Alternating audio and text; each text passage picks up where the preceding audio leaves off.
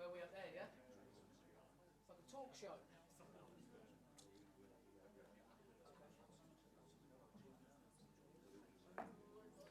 yeah, you didn't fancy it.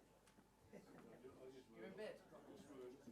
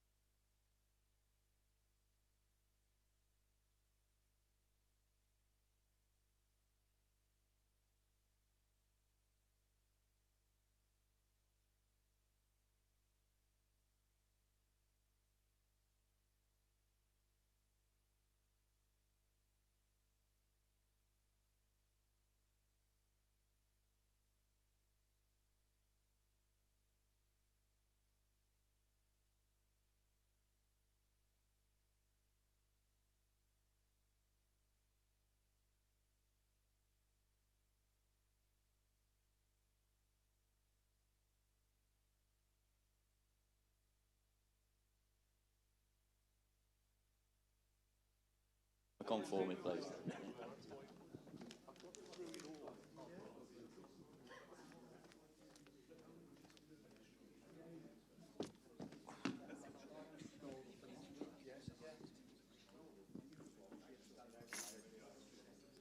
Good afternoon, everyone. Hello, welcome to Walsall Football Club. Thanks for coming to today's Q&A with head coach Matt Taylor and Lee Pomlett, the chairman of Walsall Football Club. We'll have a roaming mic today, so if you'd like to ask a question, please raise your hand and I'll try to get round to as many of you as possible. So we'll get underway. Say it, there's no one got the hand You up. have to answer. You have to ask a question.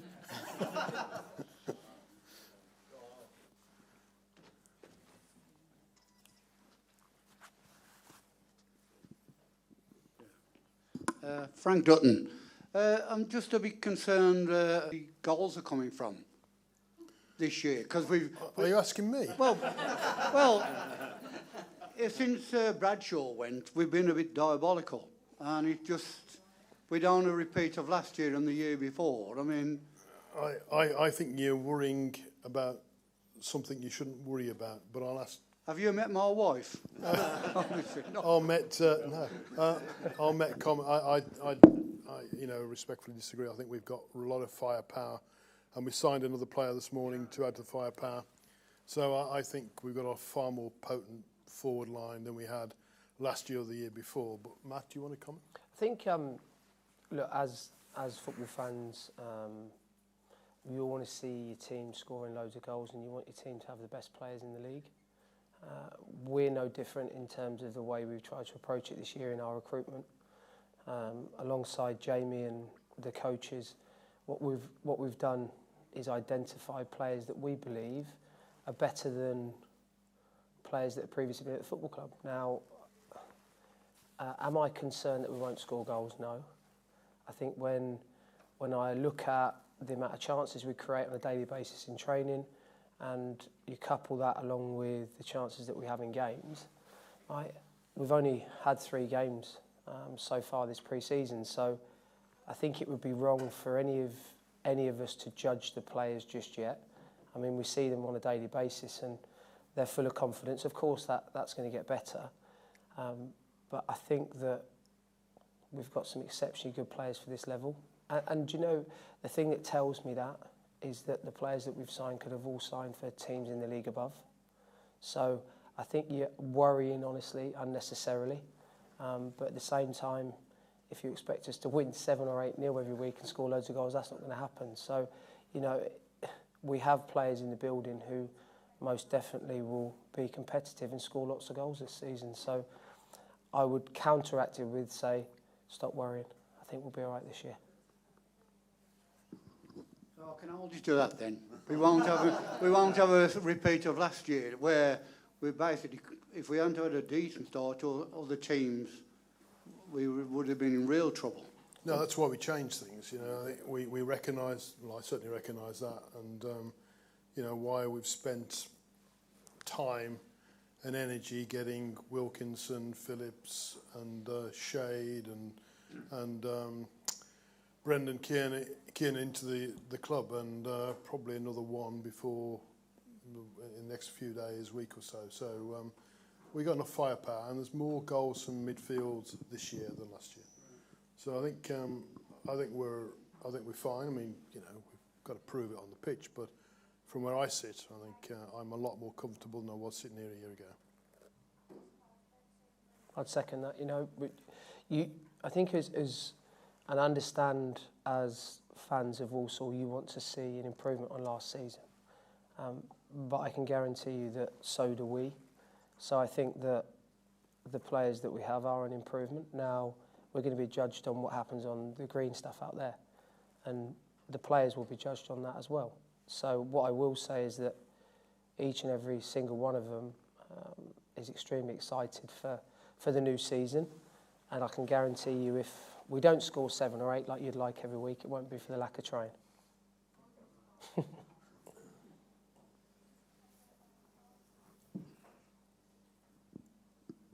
Question for Lee.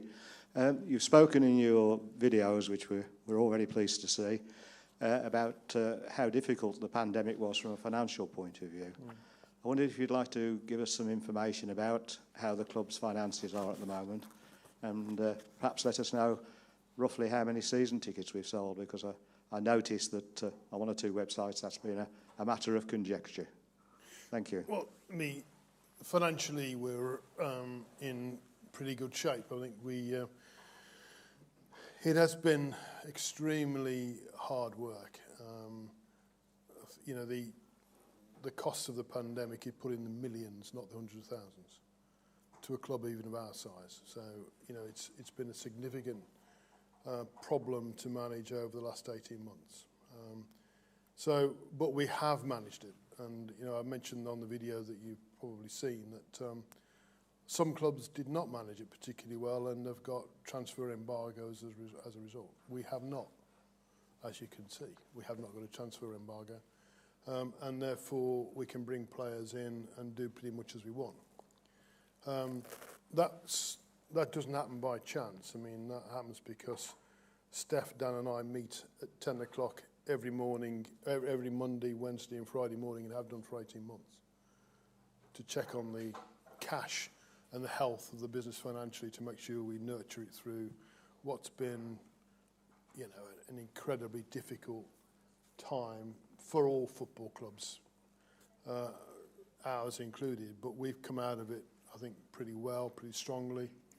You know, financially, I'm a lot more comfortable with the situation than I was a year ago, when I could see a COVID problem for the next 12 months. In fact, when I sat here last year, I thought we'd have fans back in by October, Steph. I haven't seen them yet. So that's a measure of how difficult the problem has been. But we've managed to come through it very well by measures of cost cutting. The season tickets held up reasonably well. We took advantage of coronavirus job retention schemes. There was all myriad of things that we had to do to make sure that we got through the pandemic. Because, you know, will all football clubs survive the pandemic? We won't know until next year. But I'd be very surprised. And season ticket sales? Season ticket sales have been 25% up year on year. So, you know, there needs to be no conjecture about it. I was very, very pleased with the season tickets sales. In fact, I set the the club a target that we wanted to achieve. We exceeded that yesterday morning, and we've been selling them today as well. So we're 25% up, and that is pretty remarkable. Now, you've got a certain groundswell as you come out of a pandemic of people really think, Christ, I can go back and watch football again. And the fact I think people have seen that we've brought in some, we've made a lot of changes managerially and on the playing side of things. And there's a sort of excitement around the start of a season. But I could not have predicted that we'd be 25% up year on year on sales. Not only on last year, but also the year before. We're up on that. So I am extremely pleased with the season ticket sales. Thank you very much. Okay.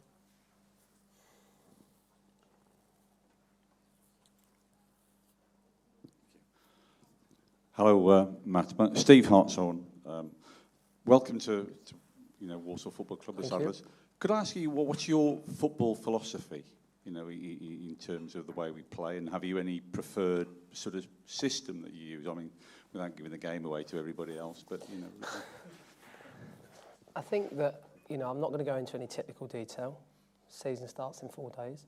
This is live on YouTube, I assume. So I don't want to give the game away. But what I think is important is that when you come to watch us play, that you understand our identity. You understand the team's identity and how we're trying to play. The biggest thing that I can give you that I've told the players is, as a group of staff, we don't want to be bored watching us, because I want to be excited by the players that are on the pitch in the way they play and the risks that they take, obviously in the right areas of the pitch. But to try and, if you talk about philosophies, we have a very clear, structured plan of the way that we will play next season. Now, what's imperative within that structure is that the players have that framework, but also within that have freedom to express themselves. What we can't have are a group of players who are robotic in their approach, so they only ever do what we ask.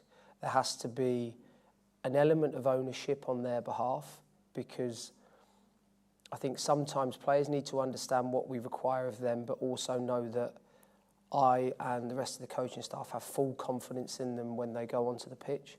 Now, I think we're getting better at that. I think the players are understanding us as staff better, but still sometimes we can play a little bit safe, and it's allowing the players that freedom to understand that, yes, we know as fans, we know as a group of staff that, and it's the reaction to those mistakes that I'm more interested in, because if they make a mistake trying to do the right thing, then I don't have an issue. I'd rather they did that in the right area of the pitch than not take a risk. So I think what I'm trying to say to you is that we'll be open and expansive with the ball, I hope so. We'll be compact enough out of possession, but I'm also not naive enough to know that there has to be 2 or 3 or 4 ways that we can win a football match, because let's look at the facts. We've come here to win football games. That's big picture, is that can win football matches in different ways, which I think is vitally important. There will be times within this season and within, I would suggest, most matches where we might be under sustained pressure. So we're going to have to win a game differently to we hopefully are in the ascendancy in a game. We're playing open, free-flowing, attacking football. So there's a clear identity from us as a group of staff as to what we want from the players.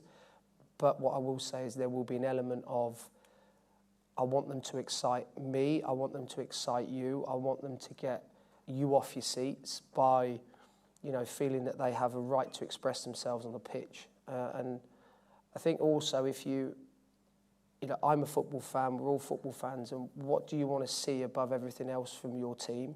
You want to see 100% effort, really, don't you? And then you'll not forgive, but you'll accept mistakes that they make because you see them trying their best. And that for me is one thing that I held on to throughout my career as a player, and I could never be accused of not trying my best. And therefore I want players that represent that and represent this football club, that they will go out and give maximum effort every single time, but I'll actually go out and take some risks on a football pitch in the right areas.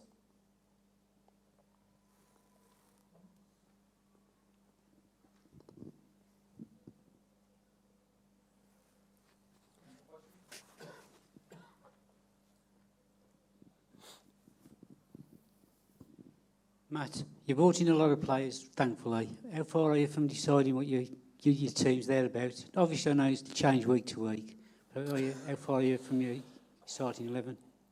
I've been really lucky this year because it's been extremely competitive on a daily basis. And what we've tried to do, I will answer your question, but I'll give you a bit of context and a bit of background to it, that every day we've challenged the players to compete with each other. And the reason we challenge them to compete with each other and to treat every sort of training session as a match-like session is because not only will it help them improve physically, but if they put people under more pressure and they put each other under more pressure in training, it'll improve them in possession of the ball. And in terms of how that relates back to are we nearly there picking the 11, I think it's going to be an extremely difficult position, and for us to be in as a group of staff. It's a great position to be in because we've got a really competitive squad where we've got competition pretty much all over the pitch. The big thing is, right, we all know that unfortunately only 11 players couldn't start the first game of the season, which is disappointing. I've been in the position where I've not been one of the 11 starting the first game of the season. It is tough. But where I feel extremely comfortable now is that we've got a squad of players that pretty much whoever we pick, I feel, would go out and do a very good job. And that was the aim at the start of the recruitment process. So we have a core group of players that stayed at the football club from last season. And then it was between Jamie and myself and Neil and the other coaches was let's really identify the other areas of the pitch where we feel we can improve. And I think we've done that. But if I said to you, are we nailed on for the starting 11 for the start of the season? No. And there's still 2 more training days to go, which means that the players have got 2 more opportunities to put themselves in the team on Saturday. The one thing I will say is that the team that is picked will be the team that deserves to be picked based on day one to where we are now, their performances. Because I've said that to the players as well. It's irrelevant what shirt number they've got on the back. Whoever deserves to play, i.e. whichever player has done best in their position, you get the shirt and then it's yours to lose. And I just feel that having that approach allows the players to go out and give everything every training session. I don't know how many of you watched training today, but we only trained for an hour, but I thought the quality of the training session was really good. And you can see the players are getting better on a daily basis. And the best thing for me is, and for Neil and the other coaches, is to see them challenging each other. Because when you've got that within a group of players, you've got an opportunity to try and be successful. Because they're coming in every day competing. And if they're competing against each other on a daily basis, then they go to play a game on a Saturday. They can look at their mate in the eye over the other side of the changing room. Okay, well, I was against you yesterday, but you know what, today we're together. And I think that's really healthy to have that dynamic edge and competitiveness. That's my personal opinion on it. But no, I haven't picked the team yet. I took a long way to get there, didn't I? Sorry.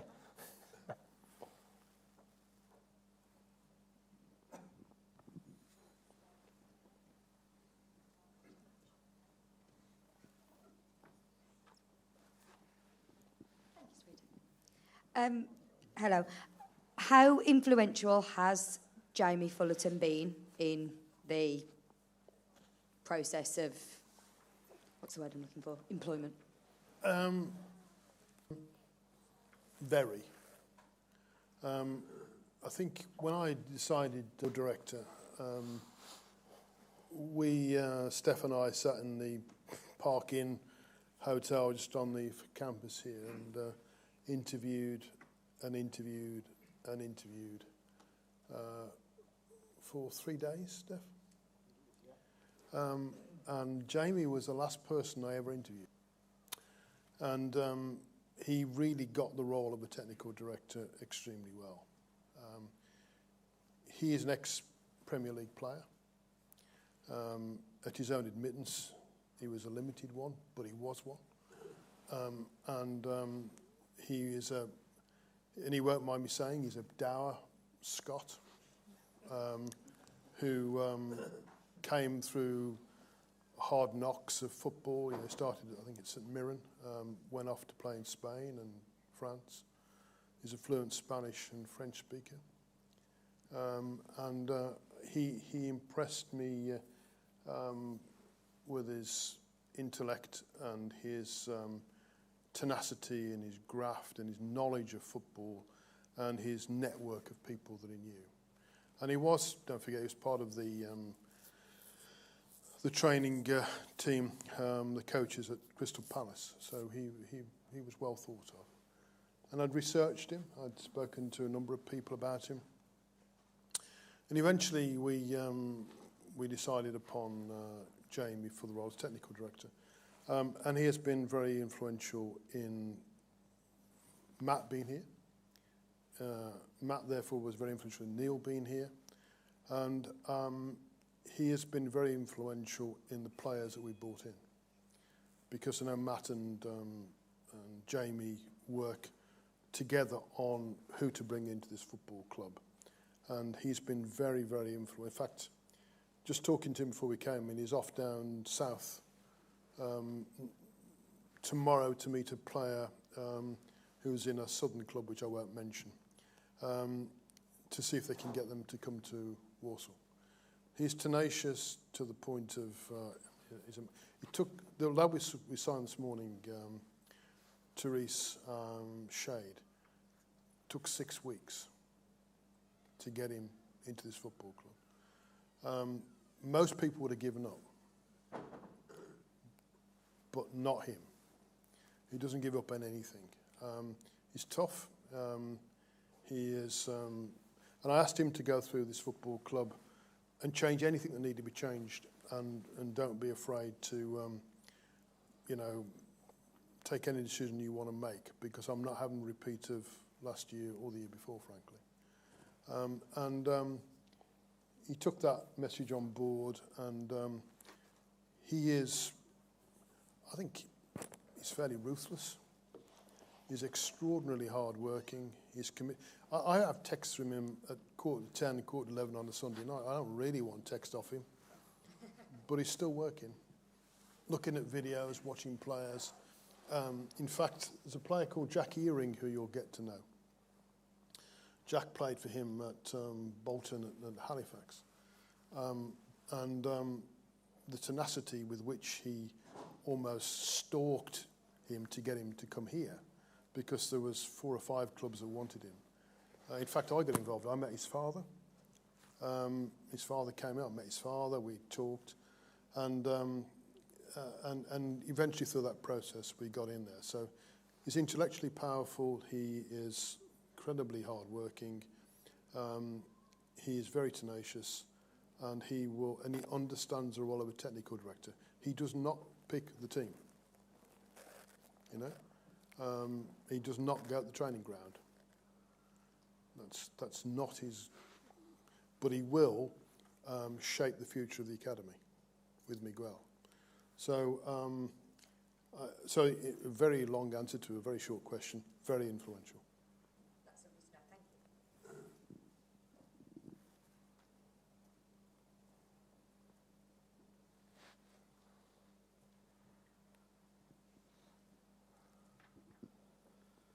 Hi there. This is one for you, please, Matt. I guess Jamie Fullerton's name will probably be mentioned, given what you've just said, or what Lee's just said. But what did Lee and others say to you to sell this football club to you? And obviously, given it's a two-way process, what did you say to them in terms of what you can bring to the party, above whoever the other candidates were? I first had a conversation with Jamie. It would have been probably 4 to 5 weeks before maybe 4 to 6 weeks before anything was agreed. And I met him, just to give you an idea, I spoke to him on a Friday, and I met him on the following Saturday morning at about 7:30 at a service station, because we had a game for Tottenham at the time. I was very open and transparent with the whole situation with Tottenham, so it wasn't an issue. I met him, sat with him probably for 2.5 hours, spoke about where he wants the football club to go, alongside with the chairman and the vision for the football club. We spoke a lot in depth, probably about my philosophy as well, and how I saw me moving forward, if that makes sense, as a coach, with the possibility that this could be an option for me. And then I think subsequent conversations and another meeting with Jamie, then sat down with Jamie, the chairman, and Steph, met them at 3.5 hours again. And it was a lot.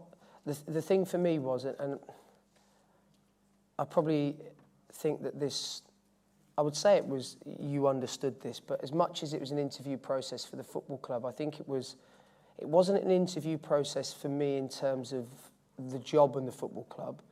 It was whether I could work with the people at the football club. And I think that I knew pretty instantly that my core values were matched by the chairman, by Steph, by Jamie. So therefore, the football club, I knew the history of the football club. I played here a few times. I understood that the size of the football club, it was irrelevant what happened last season to me or anything in terms of here at the football club last year. It was, could I work alongside these people? And the answer to that simply was yes. And then it became a process of the real innate detail of how I felt that myself alongside Neil, because that was really very sort of early on in the process. I contacted Neil and said to Neil, would this be something you'd be interested in? And the reason for that is because he's got far more experience than me, and I think we see the game the same, but with different people. And I would say that he challenges me more than any other staff member that I have, which is great. And we have conversations that probably they're not close to the mark. What they are is honest, and that's a huge core value of mine. But I would also say with Jamie, I'll have those types of conversations, and that, where I say to you, it fitted for me. And then it was a case of, okay, it fits for me, does it fit for the football club, and does it work for the chairman and everybody else connected? And I think from a personal point of view, it was a difficult decision, because I was extremely happy. I was challenged on a daily basis, and I was working with young players that were exceptionally talented. And it then became, is this... I'll be brutally honest, I asked myself the question, and I asked numerous people in football, managers and coaches alike, I don't think I'm ready. If I could tell you how many coaches and managers say to me, I don't think I'm ready, you'll never know. You will never ever know. And I don't think that's just in football. I think that's probably in life, when all of you may get offered a new job, or there might be a new scenario out there for you. You probably at the time, I think it's human nature to doubt yourself a little bit, and to kind of go, maybe I don't know, maybe I'm not ready. But I would say my mindset has changed now. We've been in the building for 6 to 8 weeks, in terms of 6 weeks back with the players, and I think it's a really good look. I can only talk from my point of view. I think it's a really good fit. I'm extremely proud to be given the opportunity to be head coach here. And likewise, I wouldn't have taken the job if it probably wasn't for Jamie, because I don't want to be, and I'm not the old school archetypal manager where it controls everything at the football club. My focus and our focus as coaches is on the grass with the players. And I'll just second what he said. We definitely wouldn't have got the players over the line that we have done, if it wasn't for Jamie being tenacious, myself spending lots of time in the car to go and meet players, to speak to representatives of players, to speak to people that know the players. So it's pretty much a 2 or 3 pronged approach to make sure we get the right individual in here first. Because the player for me second have to be the right type of person. Because if I take you back to what I said about me and the job, it had to be the right type of person to work with. So therefore, we have to get the right type of people in the football club as players. So yeah, all I can say is I think it's a really good fit. I know that we'll all be judged on what happens out there on the grass, but for me, I'm extremely happy with how it's gone so far. I hope that answers your question anyway. Yeah, absolutely. Thank you.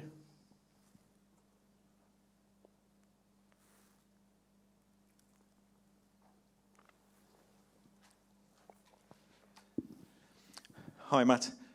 Welcome to the club, first and foremost. Thank you. It's nice to have a likeable manager, finally. No comment.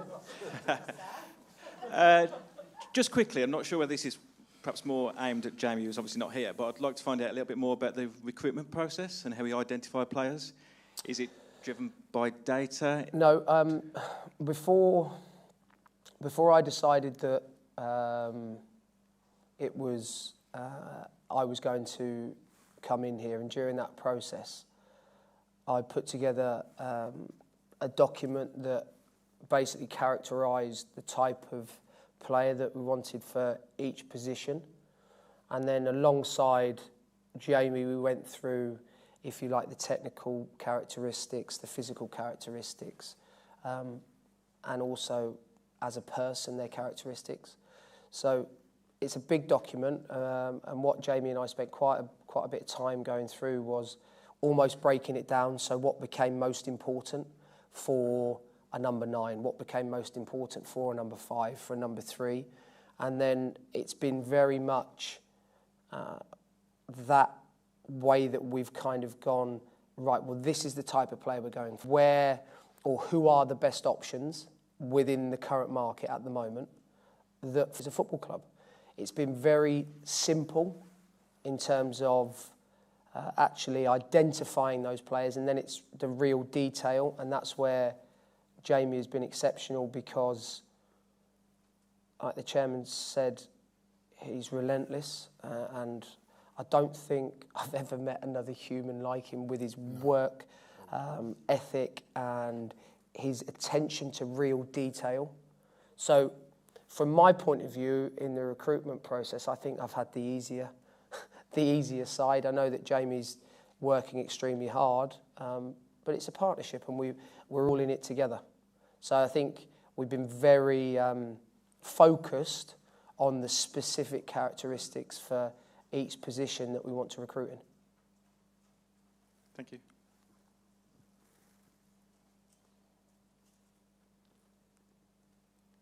Any more questions?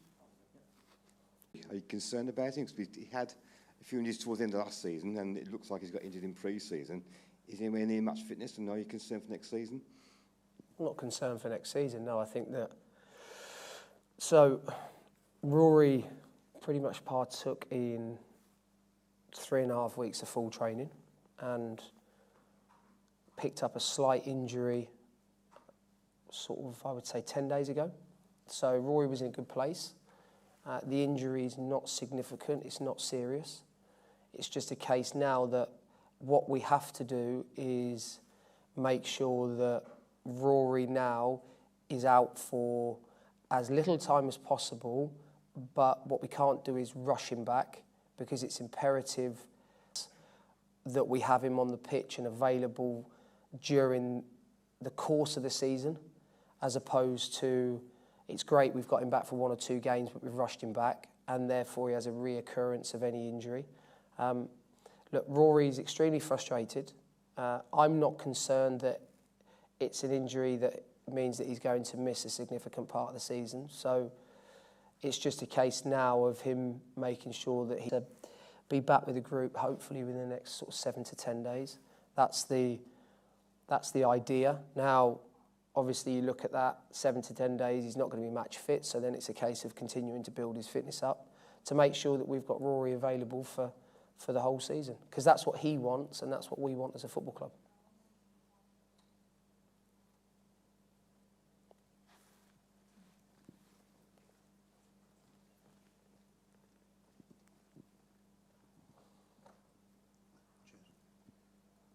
It's Philip Purcell from Burntwood, long-suffering Walsall supporter for about 60 years plus.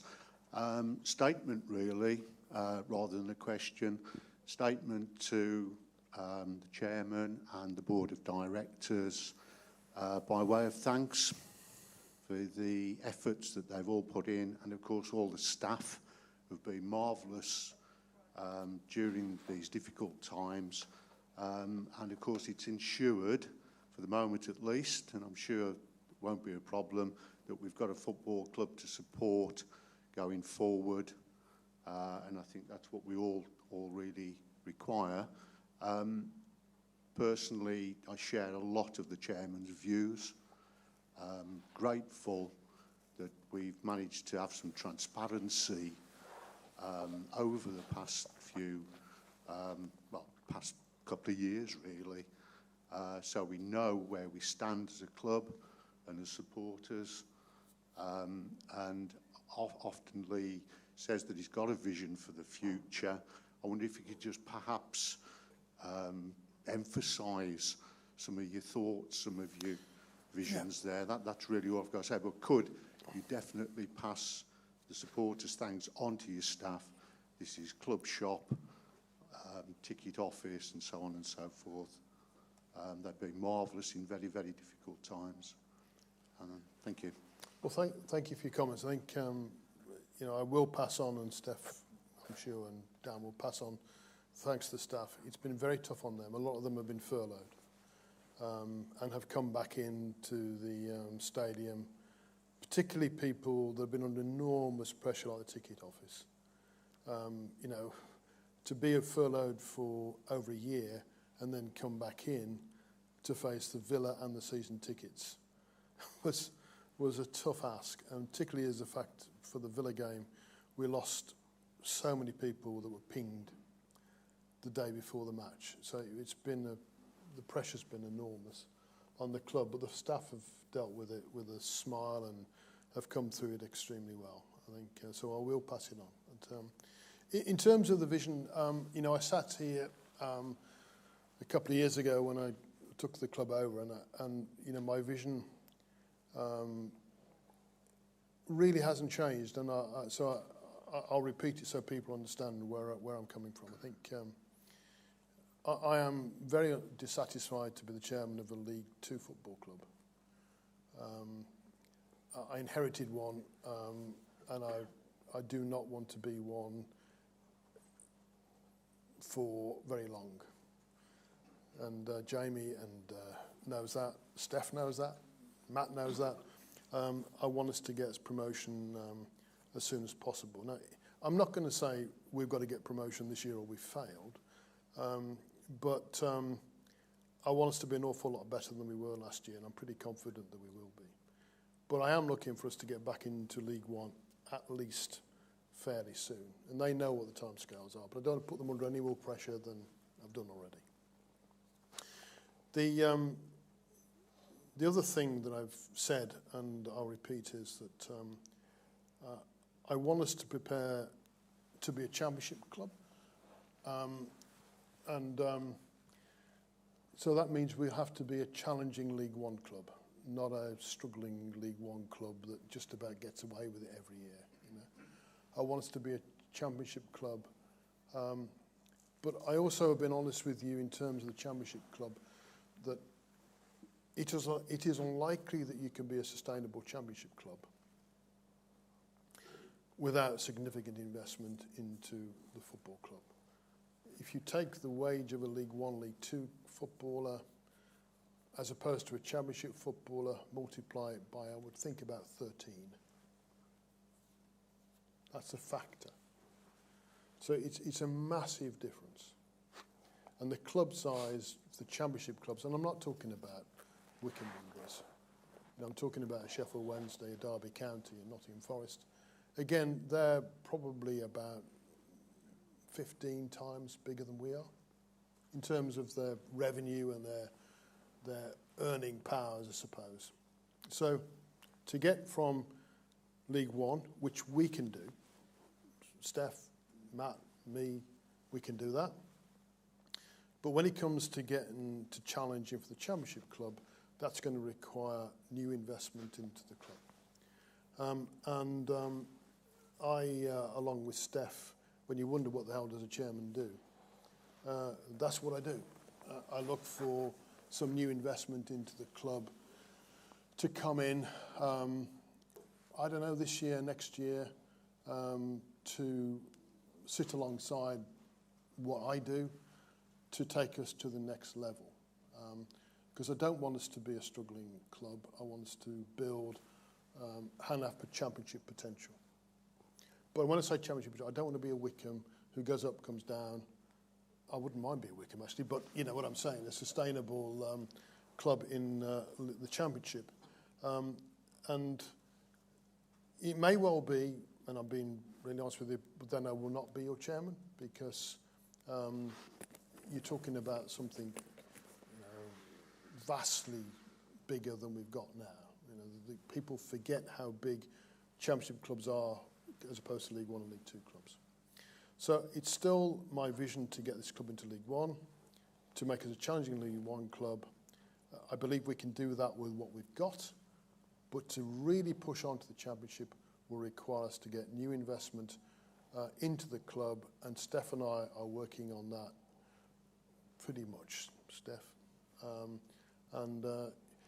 Through COVID, that's been a far more difficult thing to do than it was before COVID. Believe it or not, football clubs are not a great investment.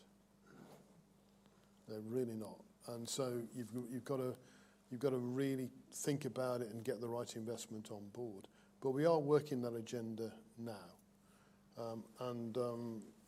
You know, if that means me not being the chairman of Walsall Football Club to get it into the Championship, I'm off.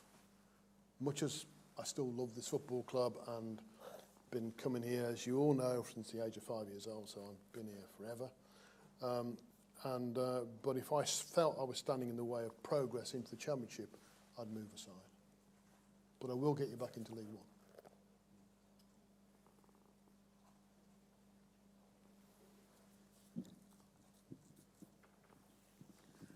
Any more questions?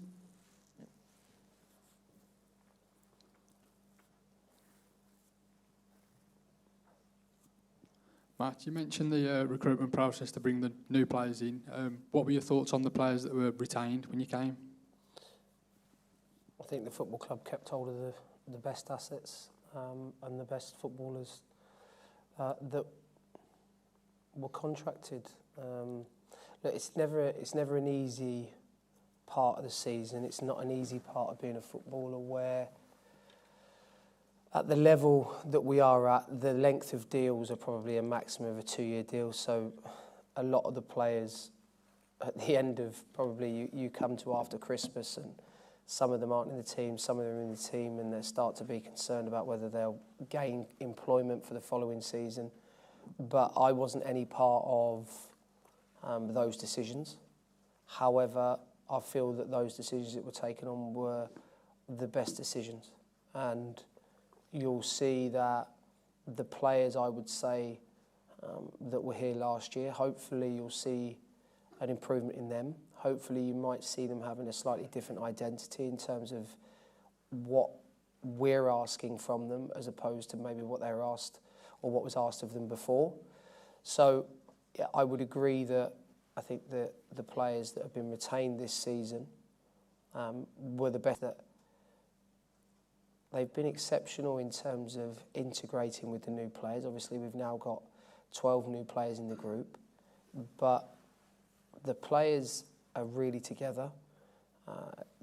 As a group of men, they've been excellent. They've been exceptional with each other, and it's really important when you have those to be to be part of something successful. You need to grow bonds, not friendships.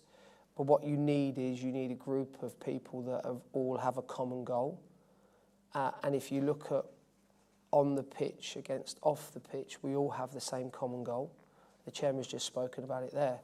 Every player in the dressing room down there has the same goal as the chairman, as Jamie, as Steph, as Neil, as myself. We all want to be successful here, and you know we won't leave any stone unturned to try and get that.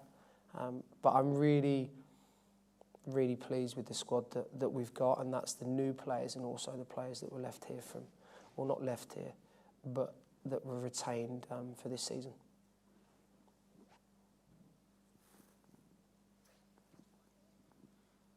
Mr. Chairman, I wonder if I could just quote something, I think it's from Football Today.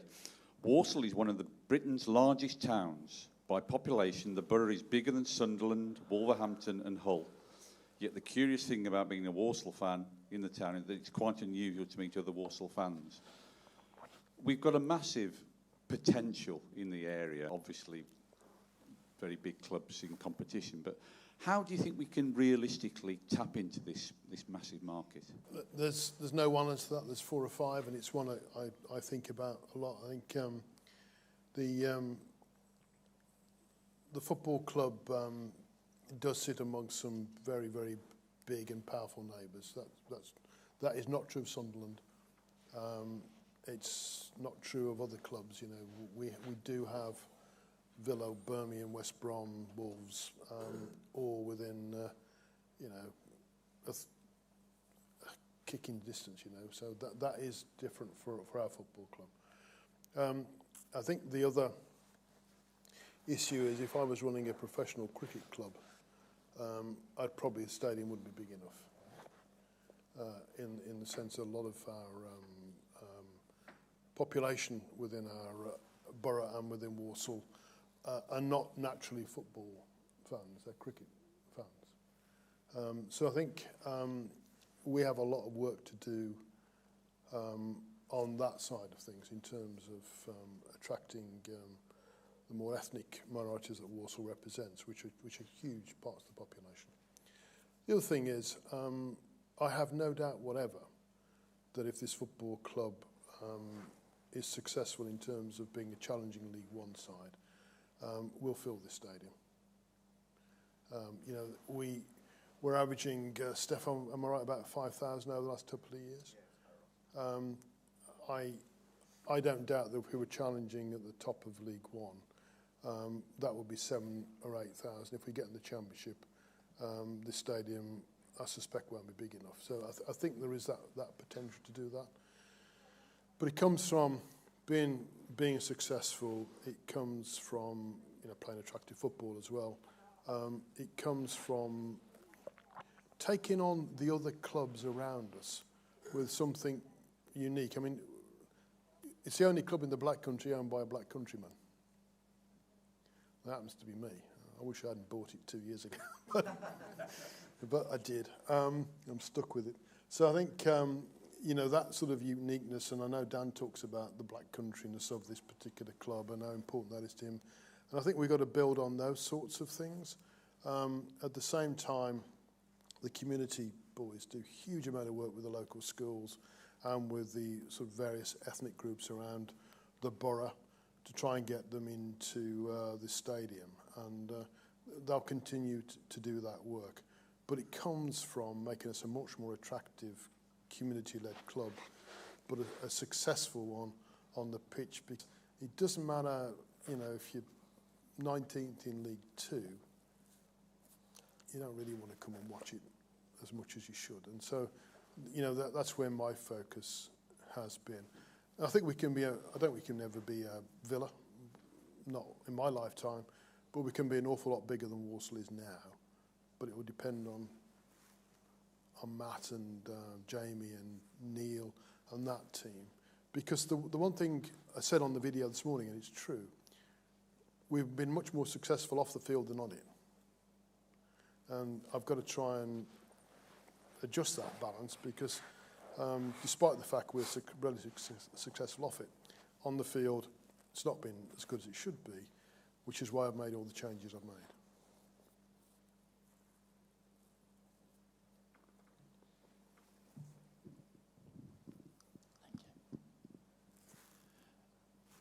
I'd just like to say welcome, Matt. Lee, I just want to say a massive thank you. I know you've come into the club at a very, obviously, difficult time. But there's a lot of positivity around the club that we've not seen for a period of time. So thank you. I know having conversations with Steph and Dan as well, you do sort of get the feeling of how tough it has been, with obviously the COVID situation coming along. With regards to the conversation that you've just said around obviously the other clubs and stuff in the area, with regards to the finances and things for the upcoming season and coming out of the COVID situation, have we took a bit more of a risk to sort of capitalise on the back of coming out of the COVID, and using that now to sort of perhaps with other clubs selling out? I think the way I viewed COVID was this is going to be the biggest challenge this football club has faced, possibly since the war, and maybe before it. And I took the view that, and I expressed this with Steph and Dan, is our challenge was to live through the COVID more successfully than any other club.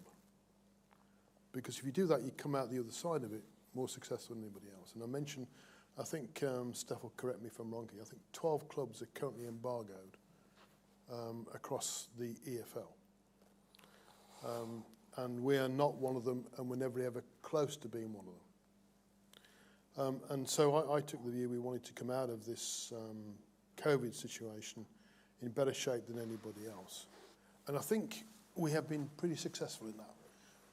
Now, I talked to the chairman. We're really switched on, watch boys. We have a chairman's WhatsApp group where we exchange views. So I exchange views with Colchester's chairman, Scunthorpe's chairman, and various other chairmen around the EFL. And there's no doubt that Walsall has managed through the COVID situation very well.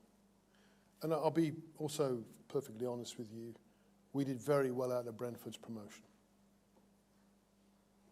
The one thing, I may not be the most competent chairman in the EFL, in fact I'm not, but I'm certainly the most transparent. We did, the fact that that Brentford got extremely important to us. It's not transformational, but it was important. And that allowed us didn't allow us in full, but it certainly helped us to build the squad that Matt's been able to talk about. So, and that wasn't lucky. That was the club doing some extremely good negotiations with Brentford, and the guy, right? And we sometimes forget. So I think we did a very good negotiation. We've reaped the benefits of that, but we've also managed the club through this process, I think, as well, if not better than most clubs in the EFL. That's why we've come out of it strong. And I know the other clubs are looking at us thinking, blimey, Walsall are at it this season. Blimey, they've got Wilkinson, they've got Phillips, they've got Ladderby. And that's quite a coup for us. I think that's sort of like seeing the signings. It's a nice change to bring in players that clubs have wanted to keep and have offered deals to, rather than a sort of... Well, this player that we've gone to, well, Jamie's off to see tomorrow, 9 clubs want him. 9. And if we do get him, that's a tremendous coup for us. And, we may not, but, Jamie's tenacity will try and land him in the same way. Pardon? We didn't get that much money from Brentford. You've blown me cover. No, but it's, it's a very, very good young player. But some of the players that we've got have been wanted by other clubs, but they've come here. you're going to get paid.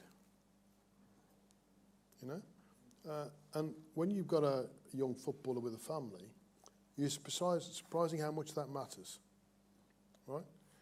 The second thing is you're going to get an extremely good football environment, and I think I'll ask Matt to talk about that. You know, when you look at our stadium, you look at our training ground, we're better than most in League Two. In fact, probably all in League Two and probably most in League One. And 1-2 better than the Championship, I suspect. Yeah. I'll ask Matt to comment upon that. So I think they come into a good environment with a very, you know, a young, ambitious management team, and so it becomes attractive to come here.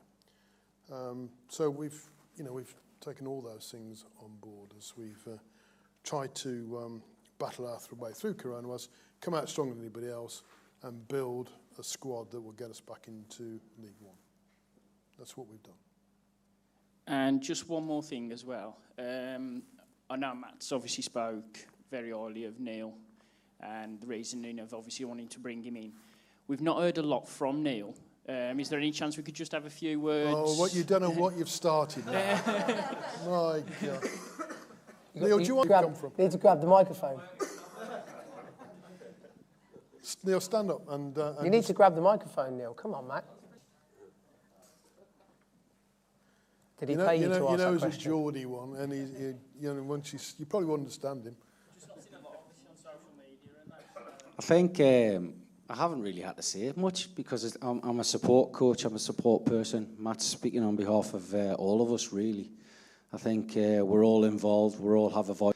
Love being on the green grass over there, trying to tell the players what is good and what is bad, what they can do better, how they can do it better, how the team can play, getting us, because we're excited about what we've seen so far over the last 6 weeks, on the way they've approached themselves, the way they've applied themselves. They've sacrificed a lot already so far, and they're really, really looking forward to the game on Saturday. So I don't say much. I do plenty. I'm off to watch another game tonight, watching the reserves play tonight. So that's what I'm all about. Just trying to take the pressure off Matt so he can concentrate on his job. Question, to be fair, by saying I know you've been a player coach, a development coach, and now you're the top man with a finger on the pulse. Have you really taken to being a manager, do you think? Head coach? Are you enjoying it? The good parts and the bad parts? What do you think? Well, I know the answer. I'm sure these would like to hear. What the differences are between, obviously, the pressures of being a number one to a support coach to a development coach, vice versa. So the easiest way to put that, Mac, is it's not... So the footballing decisions, right, and talking about and having those conversations on the grass and talking about training and coaching, talking to players, recruitment of players, all that side of it has been pretty much what I expected. Probably more. I've probably enjoyed that more. I think it's the non-footballing decisions, I think, at times where everyone comes to me. And some of the time, and quite a lot of the time, I don't know the answer. Now, I'll get there, and that's where it's so important to have experienced people around you, both on the coaching side and, if you like, on the other side of the football club, because there have been instances where things have arisen, and it kind of makes your eyes go wide open, and then it's speaking to other people about those scenarios and how that maybe is best dealt with. In terms of the football, the quality of the players here, they are better than they think they are. Now, has that surprised both of us? Maybe a little bit, but I think it's surprised the players more. Everything that we're asking them to do is technical, and they're doing it. We're at times re-educating them on the way we want to play, and they've taken it on board. They're asking questions, they're fully engaged in everything, and they want to learn. So for us, and for me walking into this environment, for Neil being in this environment, for Matt Sadler being in this environment, Mike, and the other staff members, the players have been fantastic, right, in their engagement in everything. I think what I'm trying to get at is now I just want them to, or we want them to be a little bit more confident, right, because they can do it. And understanding that it is new for them. Some of the things that we're asking the players to do, it is new for them, and some of them won't have been asked that of them before. Some of them will have, but it will be a long time ago. And they